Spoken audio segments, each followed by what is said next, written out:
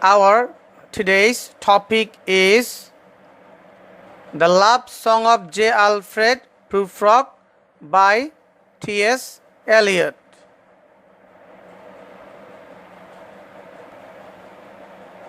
I have given you some key information about T.S. Eliot and the poem The Love Song of J.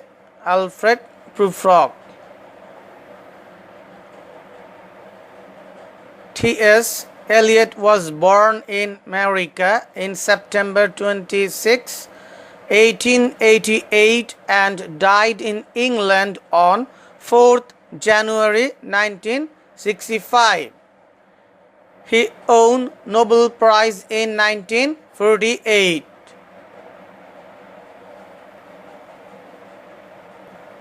Now, I will talk about the thematic characteristics of modernism. I have given a list of some thematic characteristics of modernism. Breakdown of serial norms and cultural traditions, stream of consciousness, dislocation of meaning and sense from its normal context, disillusionment, valorization of the despairing individual in the face of an unmanageable future.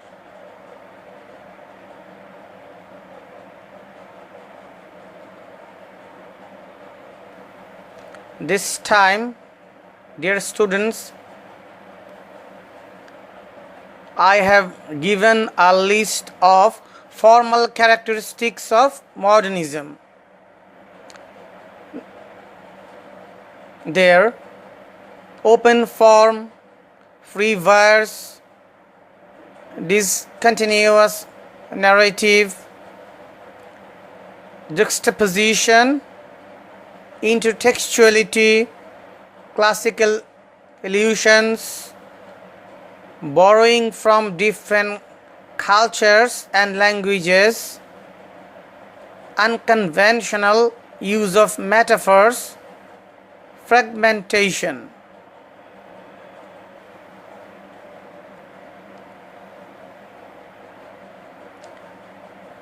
The masterpiece of his poetic scales, The Love Song of J. Alfred Prufrock, remains one of Eliot's most intriguing and challenging poems. It was published in the 1915 issue of Poetry, a magazine of verse, one of the leading monthly poetry journals in the English-speaking world, which was founded in 1912 by Harriet Monroe and remains in circulation today.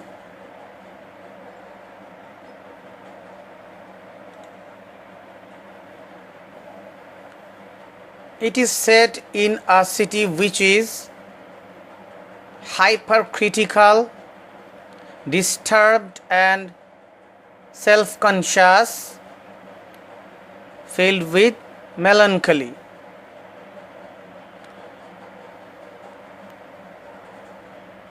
It is a psychological profile of a person suffering from mental depression as a result of his boring, frustrating, unimaginative, routine, repressed bourgeois existence.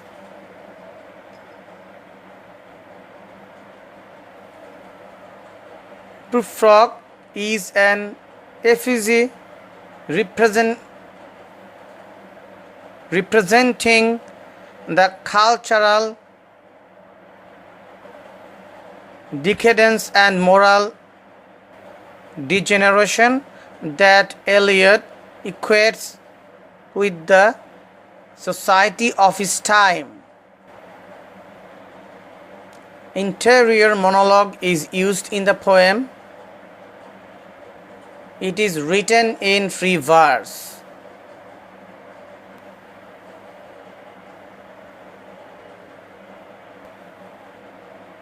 Summary of the poem.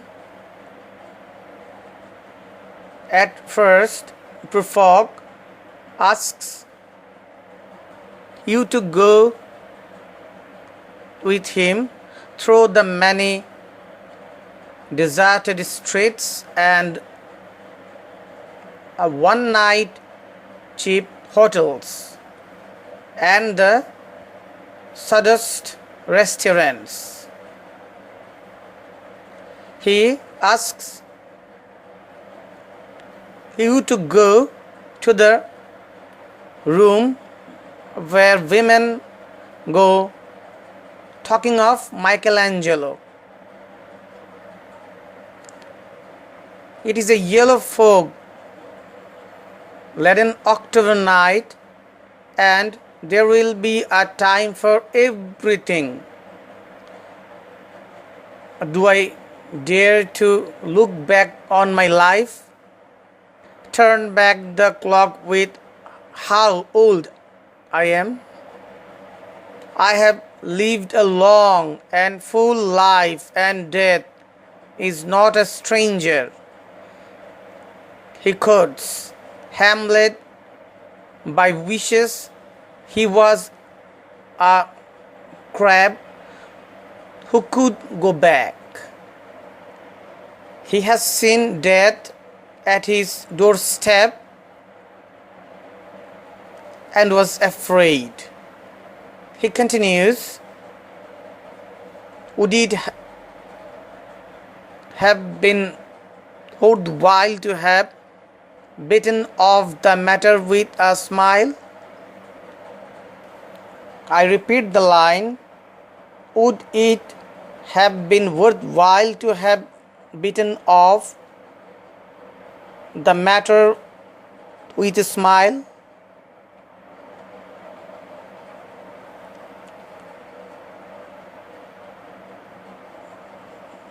To squeeze the universe into a bowl and roll it towards more overwhelming question. This is not what I meant at all. He is not Prince Hamlet, not a hero. He sometimes plays the part of the attendant lord who is glad to give advice. He sometimes, like us all, play the fool. He grows old. He walks along the beach and hears the mermaids sing, not to him, though. He says, we have lingered in the depth of the sea until human voices wake us and we drown.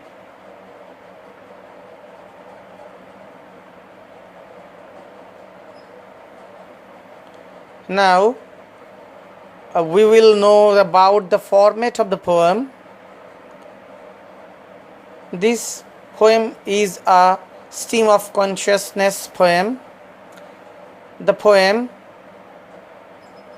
includes random ideas and responses that occur in Prufrock's mind as he contemplates this larger problem of approaching a woman.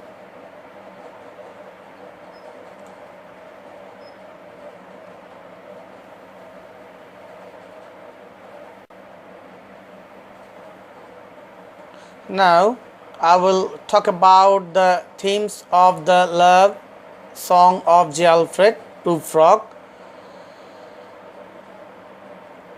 The main four themes are modernity and alienation, indecision, loneliness, the shame of aging. These are the four important themes of the poem. Theme analysis: modernity and alienation. The love song of J. Alfred Prufrock is often regarded as one of the ideal modernist poems, reflecting the social and intellectual conditions of the early 20th century. The poem emphasizes exciting features of modern life like electricity and new medical technologies, but it also suggests that modernity comes with a persistent sense of alienation and isolation from others. Through the example of the speaker, the poem indicates that the modern condition essentially results in feeling alienated from the world.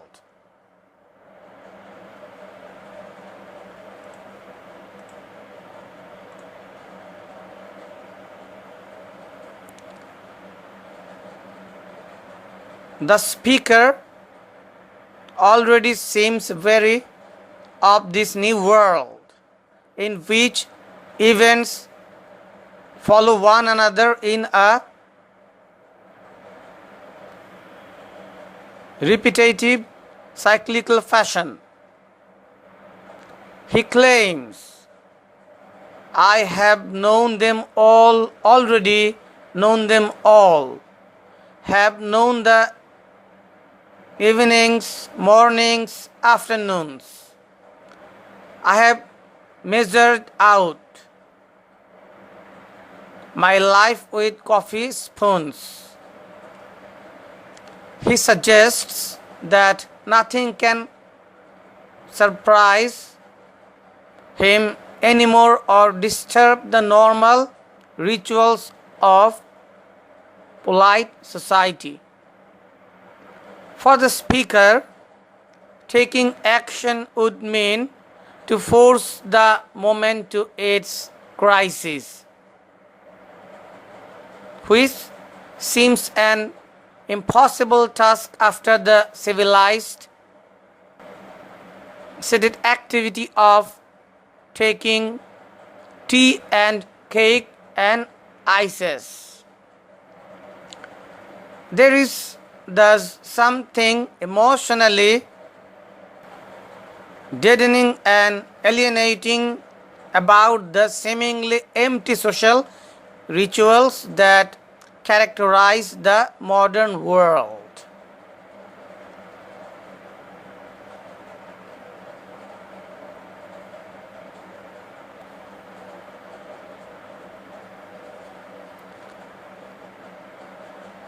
The love song of J. Alfred Prufrock suggests that for all the wealth and technological comforts of modern life, there is something profoundly alienating about this new way of experiencing the world.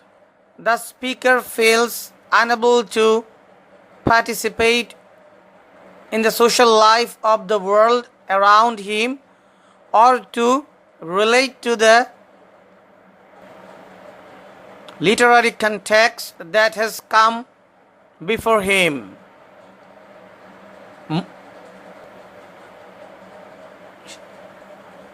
Modernity does not connect him more with others, it just leaves him feeling even more alone.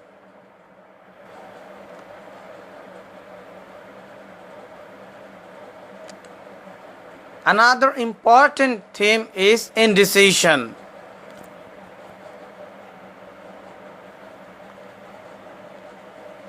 One of J. Alfred Prufrock's central neuroses arises from the fact that he does not know what to do with himself. Prufrock's indecision is a source of anxiety that causes his mind to unravel. His anxiety makes him indecisive, and his indecisiveness in turn makes him more anxious. Prufrock's personal refrains are "Do I dare?" and Should I presume? Prufrock lives in a world stripped of cultural conventions and guidelines, which causes a state of terrifying unrestricted freedom.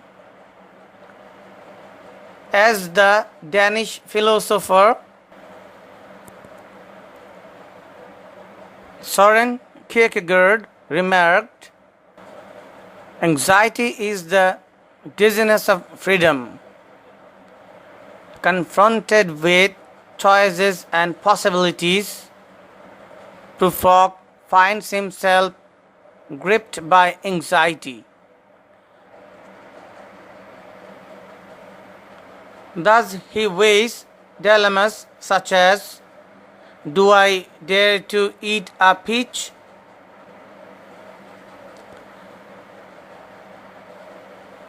Though such a dilemma is comical, ridiculous even, we moderns understand his crisis in an age in which all values and customs are disputable. It is difficult to decide what to stand for and how to conduct oneself. In a sense, Prufrock's flexible moral sensibility is admirable and necessary. The downside is his utter lack of self-determination. In some respects, he is a coward. Another important theme of the poem is loneliness. It becomes apparent early on in the love song of J. Alfred Prufrock that the character is lonely sexually, romantically, and existentially. Prufrock finds himself haunted by women, by their judgments and withheld affections. He is afraid to speak to elegant women for fear that they might scornfully declare, "That is not what I meant at all." He is haunted by the prostitutes he has visited in one-night cheap hotels. He wonders at his weakness, asking, "Is it perfume for a dress that makes me so disgrace?" Finally, as the poem reaches its conclusion, he is haunted by mermaids, archetypal figures of feminine seduction. In what is perhaps the poem's most famous passage, he reflects, "I have heard the mermaids singing, each to each. I do not think that they will sing to me."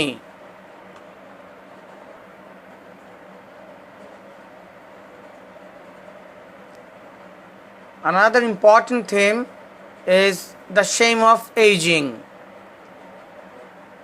Prufrock T.S. Eliot said is meant to be about 40, an age that may have seemed ancient to Eliot when he wrote the poem in his early 20s.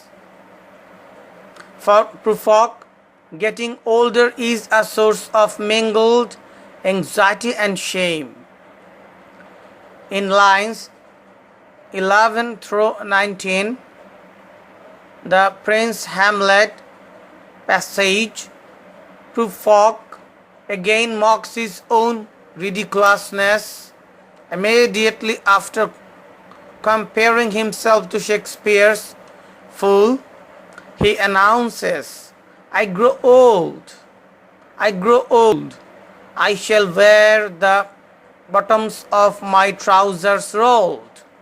Lines 120 to 121. When this poem was written, cuffed pants were just beginning to come into style. Prufrock is suggesting that wearing cuffs will make him look younger. But of course, he doesn't believe that suggestion. A man who considers himself a fool won't be consoled by a small change to its outfit.